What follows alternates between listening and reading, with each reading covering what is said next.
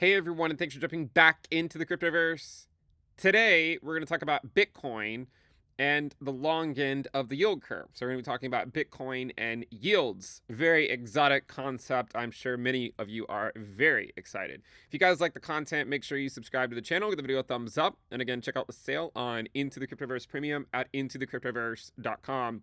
So, Bitcoin's about down 5% today, which all in all isn't so bad. But I do want to talk about what's going on today.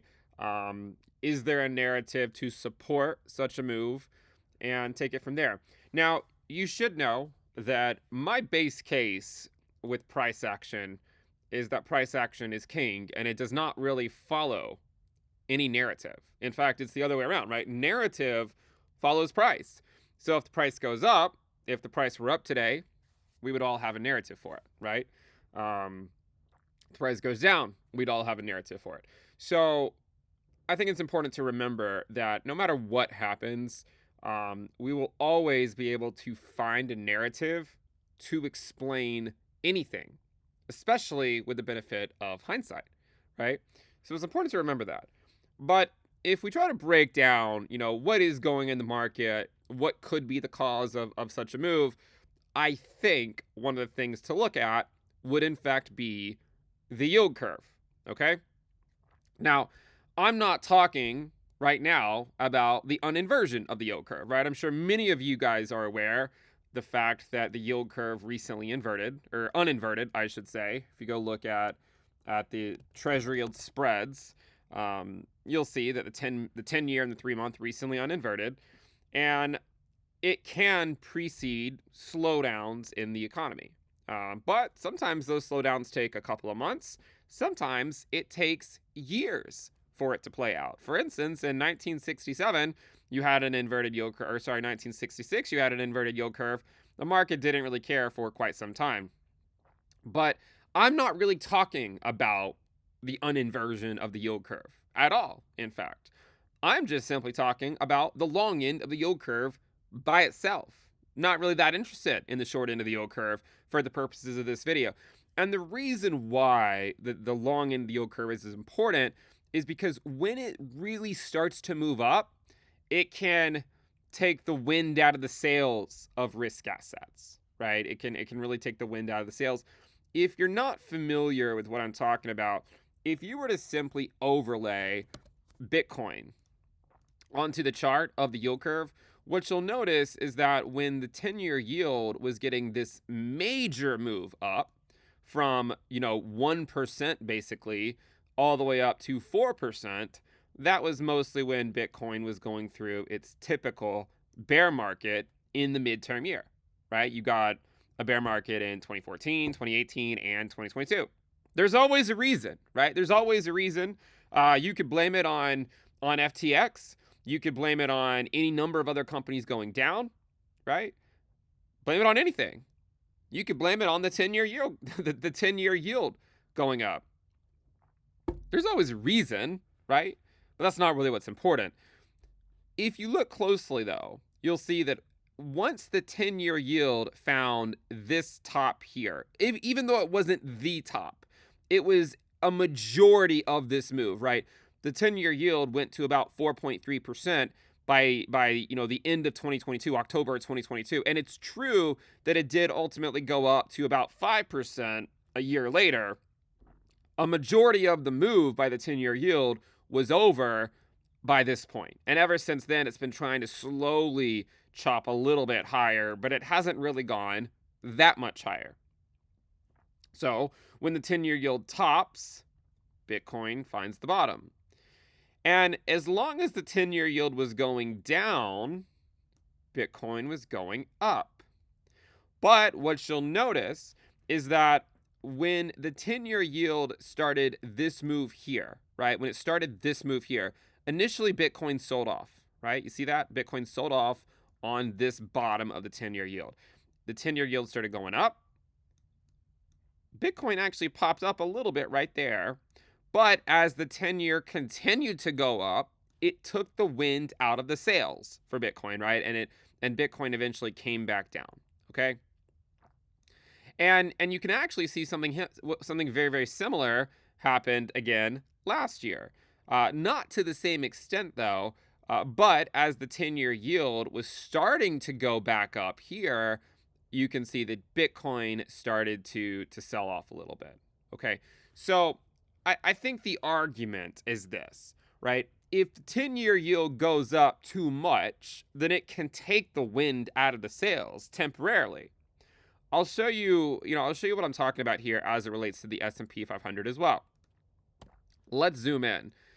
The initial move by the 10-year yield back over here didn't really mean a whole lot. Okay, so if you look at the 10-year yield as it sort of bottomed out in March of 2023 and it started to go up into April of 2023, Bitcoin didn't really care, right? It didn't. In fact, if you were to overlay the S&P 500 onto that chart, what you'll notice is that the S&P, essentially had no problem going up as the 10-year yield was going up, because the understanding was that there's a chance that it's just rejected by this trend line, right? And initially it was for about a month. But then it broke out and then it came back down, tested the 21-week EMA as support, and then on that test of support, the S&P 500 got this correction right there. Okay? And as the S&P dropped here, the 10-year yield was going up. Do you see that? Right? So after the long end broke out and back tested support corresponding with the 21-week EMA, the 10-year yield bounced up, the S&P sold off, and then the S&P 500 bottomed. It bottomed after the 10-year yield topped. Do you see it? It's pretty clear. Okay, it's pretty clear what happened back then. And so what we're faced with today, over the last few weeks, we saw it started in December. We saw something very, very similar, right? You can see that kind of like 2023, in fact, right? It's almost identical to 2023. You had these lower highs, right? The third lower high, the 10-year yield broke through, and that's when the S&P sold off. Now you're probably like, well, isn't this video about Bitcoin? It is. But Bitcoin, if the S&P is going up, Bitcoin's usually going up. If Bitcoin's going down, the S&P is usually going down. At least that's normally what happens. There are times when it deviates, but that's usually what happens. In fact, you could actually look at sometime sort of the middle of last year when Bitcoin was putting in lower highs. The S&P was not, but that was very similar to 2019 as well. The same year that we got the same part of the cycle we got rate cuts last time. So here you can see the same structure, right? 1, 2, third time's the charm. Then it broke out, right? And then after it broke out, it then came back down, back tested the 21-week EMA as support. That's exactly what the 10-year yield did right there in July 2023. And when it back tested that and found support, the 10-year yield got a big move up, just like it did in 2023. You see that?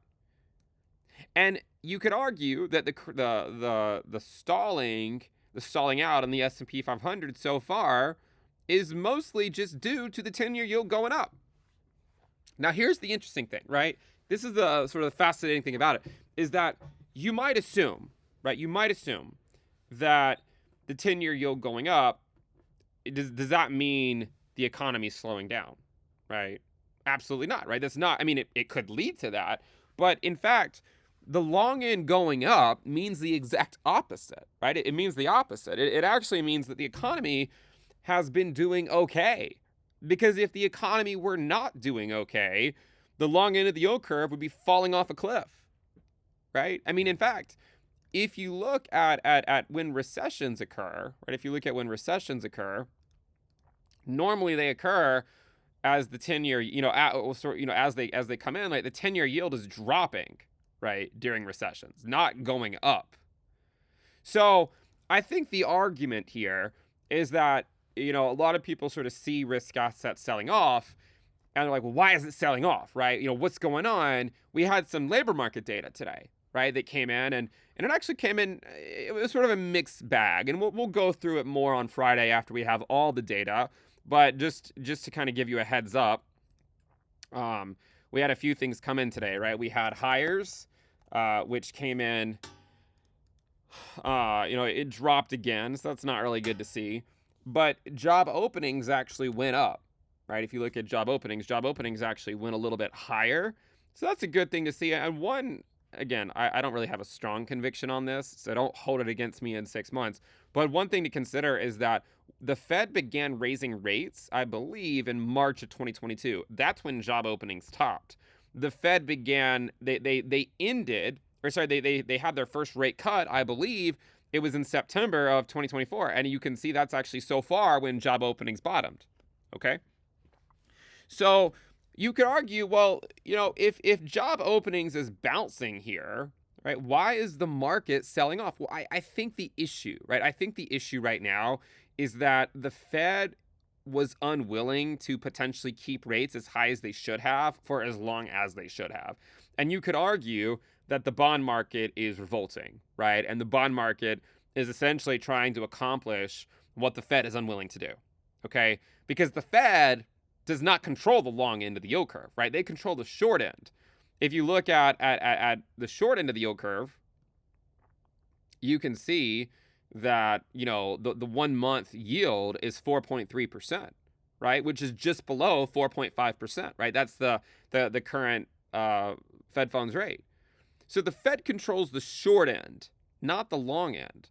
And you can see that because ever since the Fed cut rates, right, even the 2-year yield has gone up, right? The Fed cut rates right here in September. And ever since they cut, the 2-year yield went up.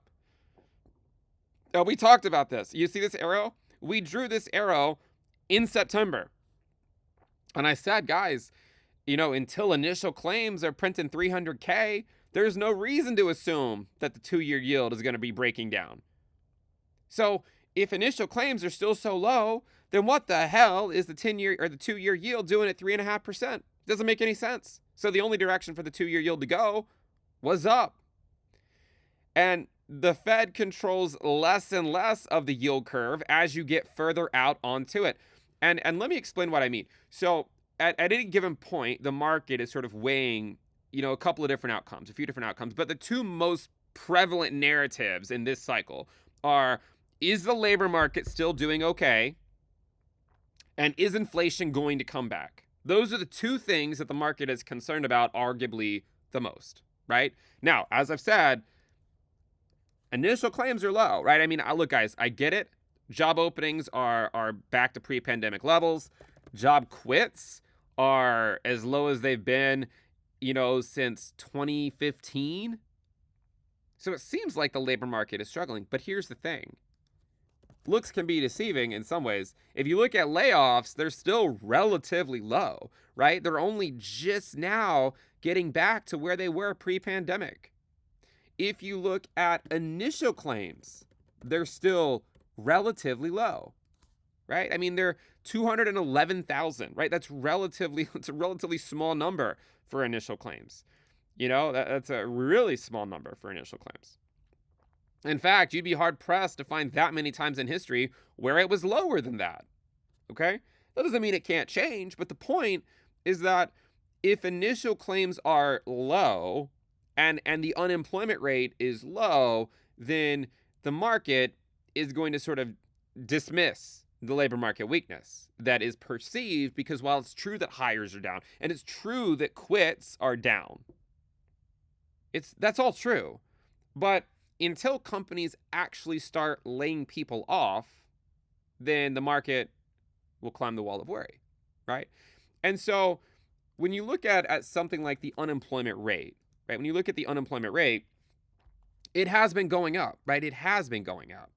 But the main reason it's been going up is not because of layoffs, right? The main reason it's going up is because of an expanding labor force. And you know that because you can actually go over to the unemployment level by reason for unemployment, right? And you can see that, yeah, like people are losing their jobs. You can see they've been losing their jobs, but this is not a parabolic rally by job losers, right? Look at the .com recession, look at the financial crisis. Those are parabolic rallies. by job loss. That's recession, right? That is when you get a recession, when it goes up in an uncontrolled way. This here is mostly controlled, right? This is what the Fed wanted to happen. They wanted to loosen up the labor market, and the reason is because of wage inflation, right? Wage inflation contributes a significant amount to just the overall inflationary pressures. So, what is causing the unemployment rate to go up mostly? It's because, I'm glad you asked, right? New entrants to the labor force. Look at that. That has been going up a lot. And why is it going up? Because a lot of people aren't hiring anyone. So it's a hard market to get a job, but it's not as hard of a market to keep a job, right? If you have a job, it's a lot easier to keep it than it has been in a long time. Or at least, I mean, it's about the same as it has been the last few years, but compared to, say, like 15 years ago, it's so much easier to keep the job, and it has been over the last couple of years than, 15 years ago. So people aren't really getting laid off as quickly. It's that new people coming into the market are having a hard time finding a job. And you could argue that the people that really, have the biggest effect on where the stock market goes are not the new people into the labor market that are just starting off and are looking to build their wealth. It's the people that have been in the stock market for years and decades that have wealth and they've accumulated it. And those are the people that they still have their jobs, right? And they're still doing okay. So I think that is kind of the thing here. So when you think about, like, why is Bitcoin going down? Is it because the economy is slowing down? Is it because of something else? If you look at, like, the 10-year yield and you're watching the 10-year yield go up, the fact that it's going up means the economy is still doing okay today. Because if the economy were not doing okay, the 10-year yield will be going down. The reason it's going up is because we might see, or the market is worried about the potential re-acceleration of inflation. So the headlines today were job openings and whatnot. But I'll tell you what, I actually don't really think the job openings had a strong impact on the yield curve today. I think what really it was, and again, it's a narrative for everything, so exactly what I'm about to say, just completely ignore it.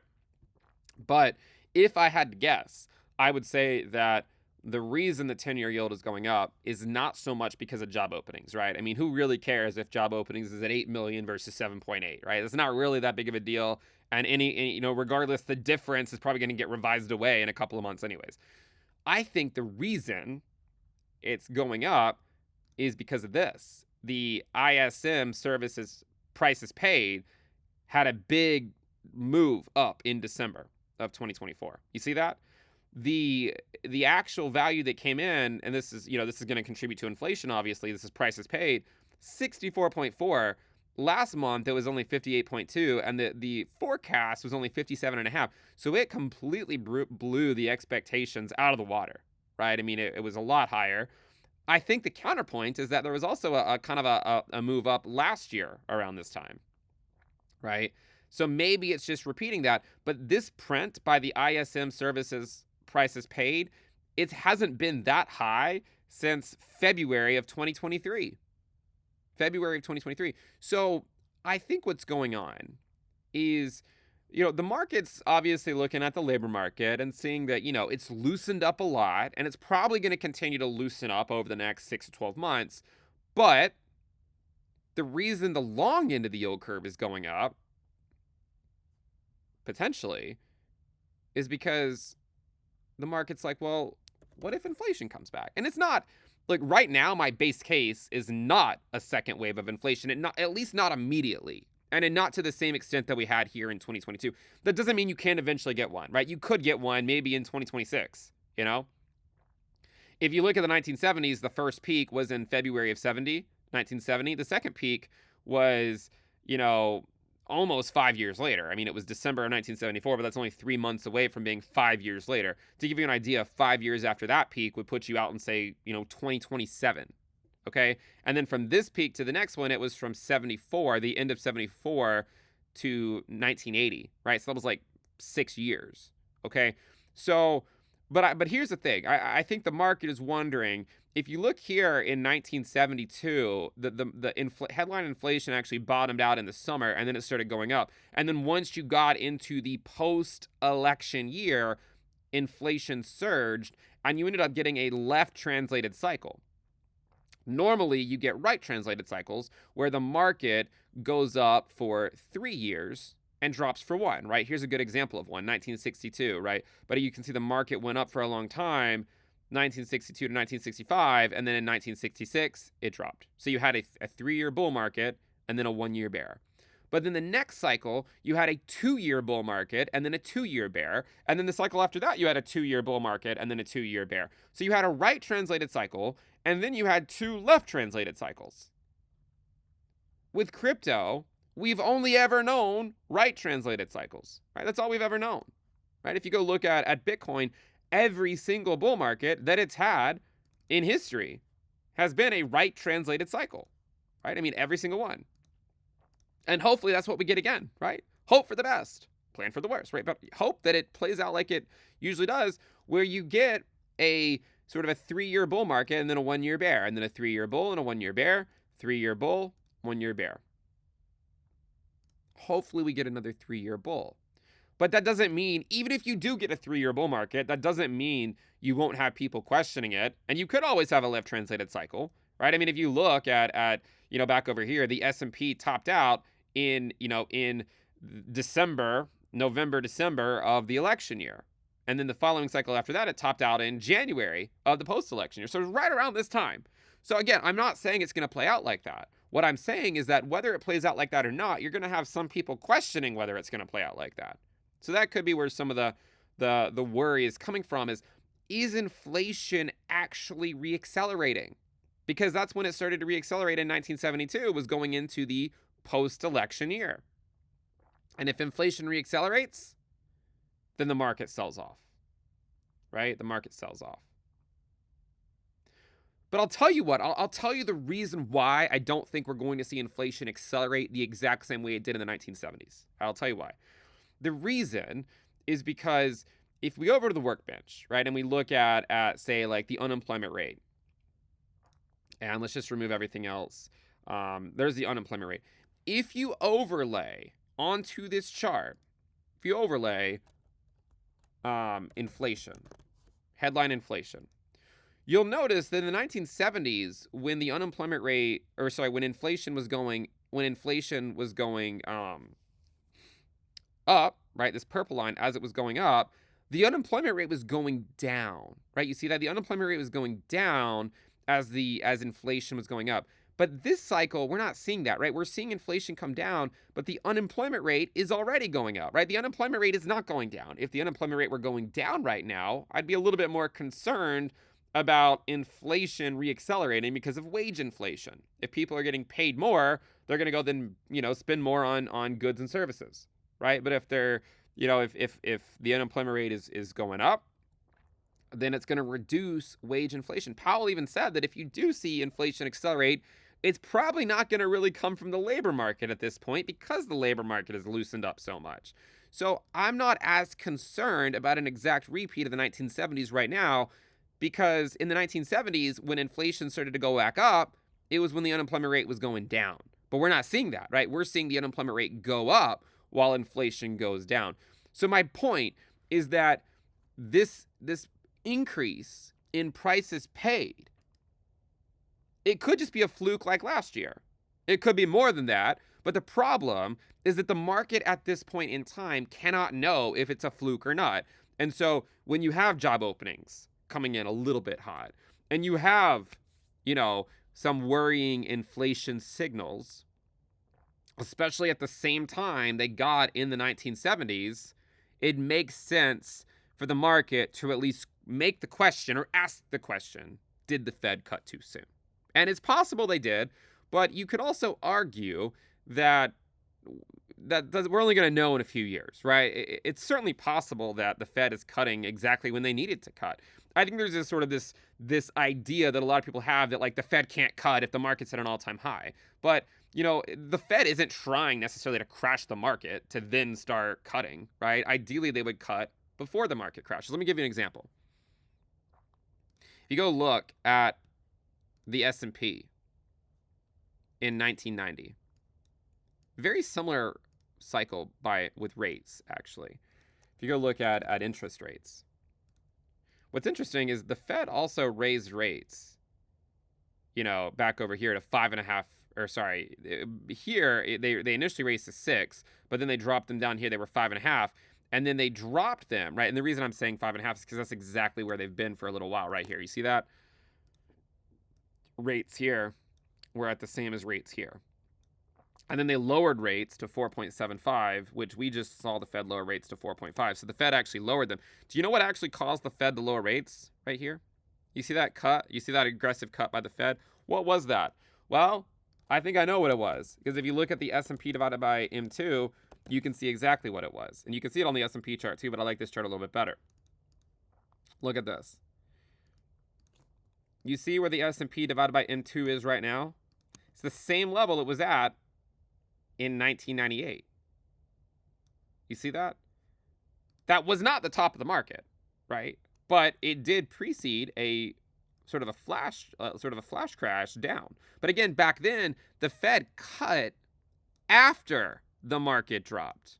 Now the Fed's cutting to hopefully prevent something like that from happening. Now, who knows if they'll be successful or not, but that's what I'm talking about, right? That's what I'm talking about. The Fed, they're trying to learn from their mistakes and not make all the same mistakes that they previously did, but there's always a chance that the market just goes through this whole process again, right? It sort of went up, it came back down, and it just did this, and then eventually, you got a recession after years and years and years. But again, I think you have to at least consider that the reason Bitcoin is dropping today is because the market is potentially worried about inflation and the labor market data. Now, there's a lot more labor market data to come out this week. So, the moves you see by Bitcoin today could completely change by the end of the week, right? They could completely change by the end of the week. But my point is, if you're trying to assign a narrative to something and you're like, well, what's going on? Like, why is the market doing this? I think those are the things that you have to consider, right?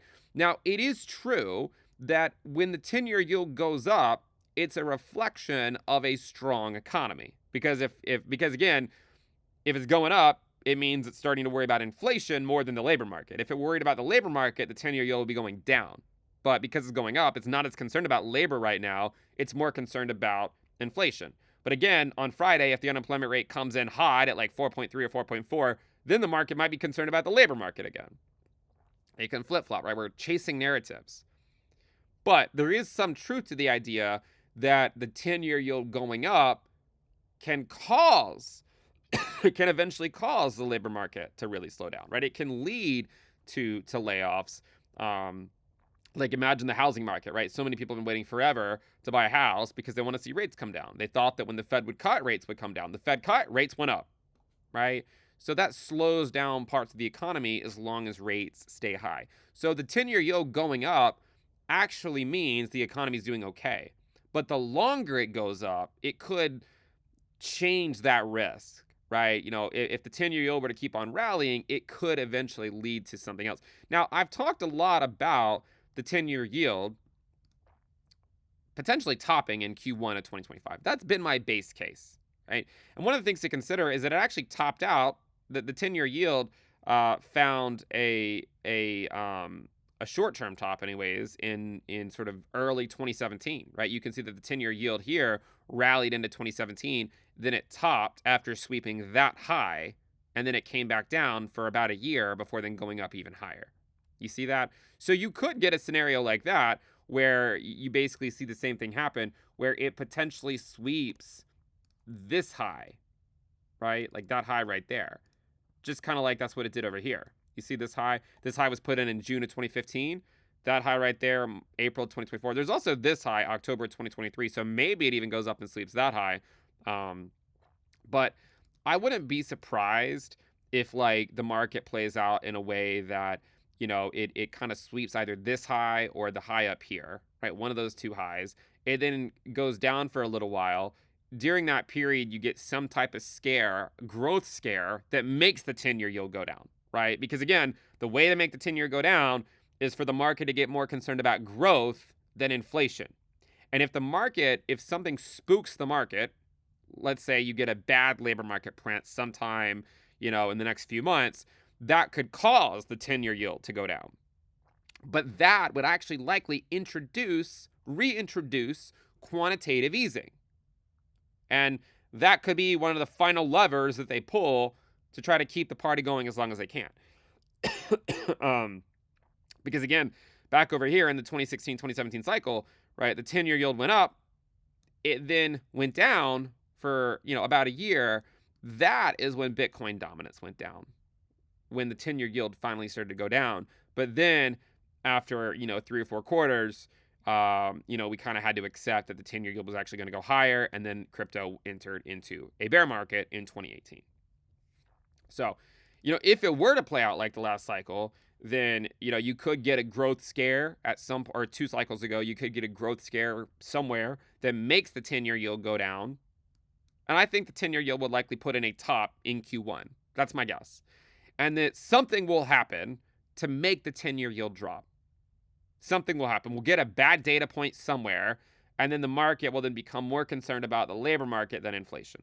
But I don't know exactly when, and I don't know what it's going to be, but I'm going to guess it's either going to sweep this high and drop, or sweep that high and drop. And then drop for maybe the rest of the year, and then in 2026, maybe it actually goes up again. Or if you get a recession, it could drop a lot, right? So, but again, that larger drop or that larger move up might not actually occur until 2026, right? Sort of another leg higher. And you can kind of see what I'm talking about because the structure is somewhat similar, right? You have this high over here, but then you have sort of some shorter highs, some lower highs. So if it were to play out like 2016, maybe it sweeps these highs, comes down for a little while, and then in 2026, maybe it sweeps those highs. But again, that would be against the idea of a recession. If you get a recession, the 10-year yield has no business being at 5%. If you get a recession, the 10-year yield would likely be down here. But I think that's what's happening, right? So it's kind of a weird position to be in because, you don't really want to see a bad labor market print. Like, you don't want the unemployment rate to go up. You want things to look okay so that Bitcoin can go up. But we're kind of at that weird period where, good news is bad news in a way. It's a good thing to see job openings go up, right? It's a good thing to see that stuff.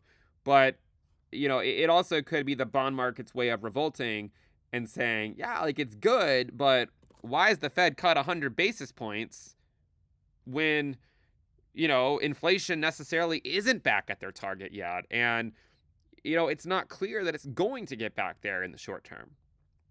Again, it's no one actually knows who's right? I mean, market participants are doing the best they can. No one knows sort of exactly the right answer, exactly the right thing to do.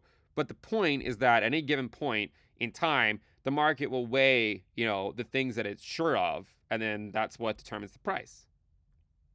And right now, the market seems a little worried about growth reaccelerating, which again isn't a bad thing in and of itself.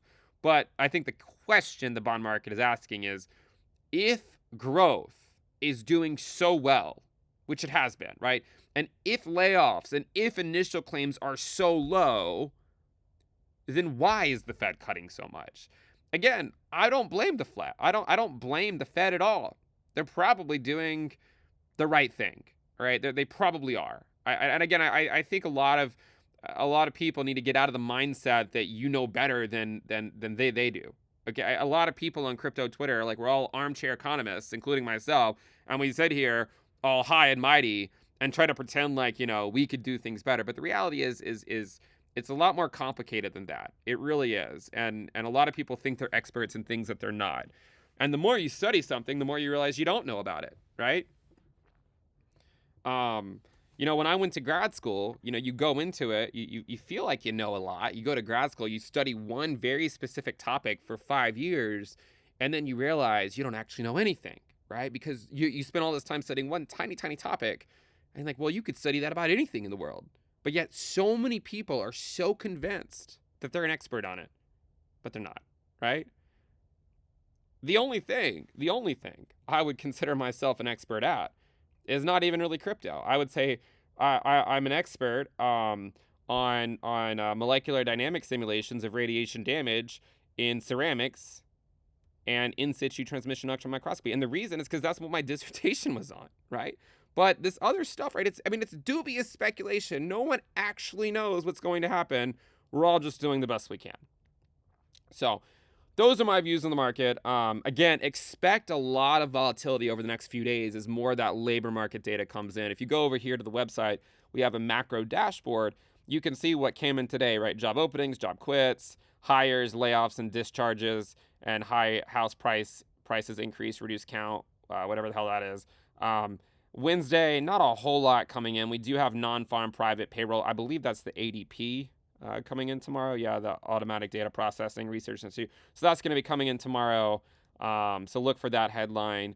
Thursday, you don't really have a whole lot other than initial claims and continued claims. Friday is the big day, right? Friday is the big day. You got average hourly earnings. You got the unemployment rate, the Somro recession indicator, which is just a derivative base or an artifact of the unemployment rate, help services, et cetera, et cetera, et cetera.